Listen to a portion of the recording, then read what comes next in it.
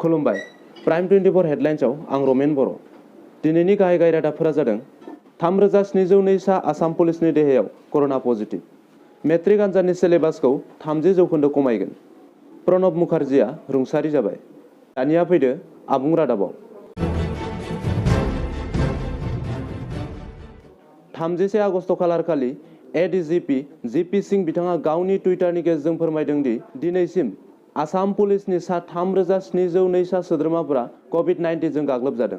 बिसोरनि गेजेराव 3330 सा सोद्रोमाया रिकभार जादों आरो सा 16 सोद्रोमाया जिउ गोमाबाय होननानै जिपि सिंह बिथाङा फोरमायदों।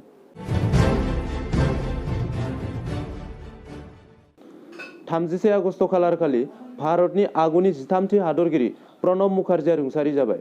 गोबाव समनिफ्रायनो बिथांनि देहाया गोब्राब थासारियाव दङमोन।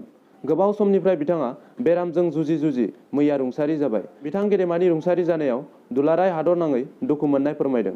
प्रणब मुखार्जी बिथाङा 1935 मायथाइनि 11 दिसेम्बर खालाराव दानि वेस्ट बेंगलाव जोनोम जादोंमोन। बिथाङा 2012 मायथाइनि 25 जुलाइनिफ्राय 2017 मायथाइनि 25 जुलाइसिम भारतनि हादरगिरि जादोंमोन।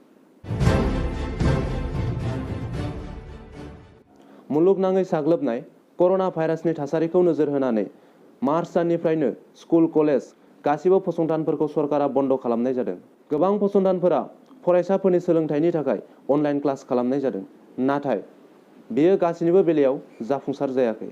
बेफोरखौ नोजोर होनानै board of secondary education of Assam थामहिनबा सेबाया फैगौ 2021 मायथाइनि जानो गोनां मेट्रिक आनजादनि सिलेबासखौ 30% खमायना होनो थाखाय थांखि लादों।